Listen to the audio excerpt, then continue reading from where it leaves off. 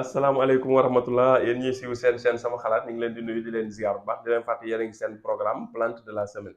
Plante de la semaine nag chaque semaine ñu ciy dalal professeur Ousmane Ndiaye muy borom Boga bio di tradipraticien nekk fële ci diwaanu Kër Massar. professeur ginnaaw bañ la nuyoo di la ziar tey dañoo bëgg nga ñëwoon ñu ci garab gi nga xam ne moom la ñuy wax nduur waaw moom mooy lan ak yan njariñ la am ci wàllum faj. salaamaaleykum wa rahmatullahi wa barakaatuhu sëriñ Pape maa ngi lay nuyu di la ziare di nuyu mbokku internet yëpp yi nga xamante ni ñu ngi suivre fu ñu toll ci émission bi. donc ñu ñëwoon ci plante de la semaine garab bu ñuy wax nduur muy la Cassia tora mooy nom scientifique bi. nduur moom mooy doomu ndayu mbante par exemple.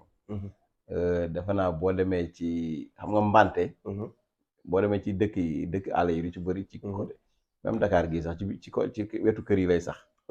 nduur tamit noonu lay mel. foofu lay sax en général. day bari da nga koy gis day bari nii moom it. donc mooy bu bëri njariñ. parce que am na ay vitamine am na vitamine C am na vitamine A. am na potassium am na magnésium. am na calcium am na vitamine C ak ay flavonoïdes ak yu demee noonu. donc bu ñu ñëwee ci xob yi surtout. xob yi baax na ci lu mel ni ay taab. bu amee ay taab. jël xob yi dëbb ko comme ni ñuy def bëjëk di ko ci taf. mën na koy aspirer lu baax. day gaaw a ñor. donc baax na ci ay taab.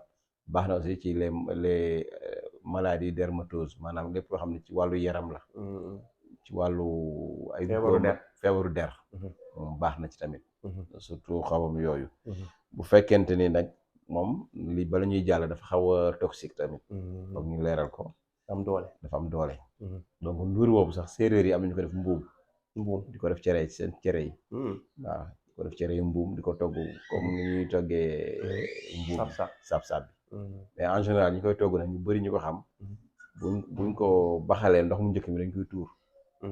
wàññi doos. waaw doo koy am na ñoom koy kii ñaari yoon sax. tuur ndox moomu doo koy mën a togg. doo koy jël togg ko. donc bu ko defee pour wàññi pour wane ne dafa xaw a toxique aussi. donc loolu aussi baax na ci. parce que en général ñi koy utiliser dañuy wax ni 10 rek. 10 ba 16 xob. baax na ci pour 1 litre d'eau. te gis nga ni xob yi dafa xaw a ndaw. donc 10 ba 16 xob. donc lu bariwul. mais baax na pour 1 litre d'eau. nga def ko infusion di ko naan. donc parce que dafa xaw a toxique. même doom yi aussi à peu près daal juróom-ñaari xob ci litre ndox. waaw à peu près waaw mi noonu. donc noonu lay demee. donc bu ko defee moom baax na ci wàllu ay comme li ñuy wax ay ictère ak yu demee noonu maanaam bët yu jaune ak yu demee noonu. nga xam ne wala bu nit ki wala ay fièvre jaune. wala pays ak yu demee noonu moom genre yooyu baax na ci trop. ak lu demee hépatite. parce que defe naa am na dëkk yoo xam ne moom la ñuy fajee hépatite aussi. hépatite yëpp wala. hépatite yëpp. surtout B bi. donc nduur boobu lañ koy fajee. am na ci ñoo xamante ni ay rhumatisme. mooy tànk yu métti ak yu demee noonu.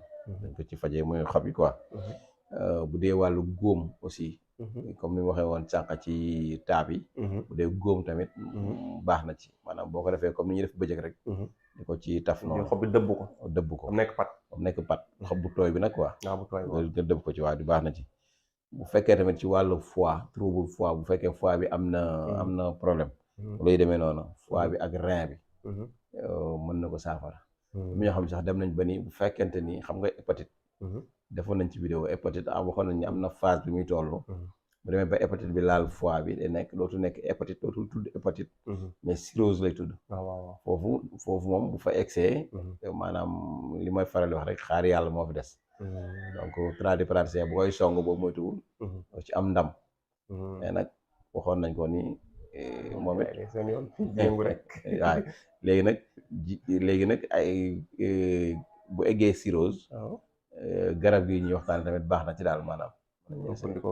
mooy nduur bi waaw mën na koy calmer ak yu demee noonu. donc loolu tamit da ciy baax tamit bu fekkee ci wàllu insomnie. maanaam nga xamante ni da ngay tëdd doo mën a nelaw. wala nelaw yi du réglé. tamit boo amee nduur boobu tamit xob yi di ko naan baax na ci. les kii bu fekkee da nga am infection de la peau mooy waxoon nañ ko sànq ci wàllu der. lépp loo xam ne wàllu góom la ak yu demee noonu. ay heure waaw picc yu demee noonu. moom it baax na ci. donc yooyu daal bëri na yoo xamante ni.